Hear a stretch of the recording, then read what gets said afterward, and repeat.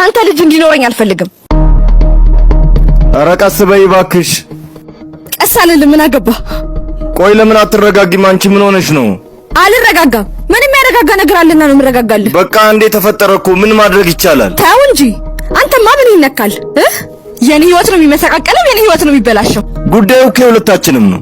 እኔም በሆነው ነገር ደንግጫለሁ፣ ደስም ብሎኛል። ጤነኛ ስላልሆንክ ነው። ስለሚያምህ የሚያስደስትና ደረት የሚያስደቃ ነገር ተንታቶብሃል። ቆይ እና ያንቺ እንደዚህ መሆን የሚለውጠው ነገር አለ? ደግሞ የኔ ያህል ልጅ ነው የተፈጠረው እንጂ ወሬ ያሳምራለሁ ብለህ ዝም ብለህ አትቀባጥር። ልጅ እኮ ዝም ብሎ ዘላለም ዓለምን ሆድ ውስጥ የሚቆይ ነው መሰለህ እንዴ? ይወለዳል፣ ያድጋል፣ ስንት ነገር ያስፈልገዋል። ይሁና ነገሮችን እናስተካክላለን።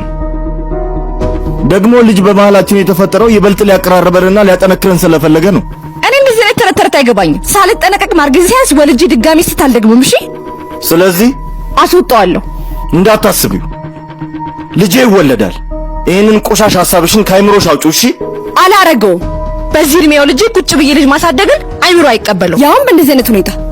በቃ ይሄ ነው ለዚህ ለማይረባ ምክንያት ነው። ሌላ የሚረባ ምክንያት ስንገር ካንተ ልጅ እንዲኖረኝ አልፈልግም።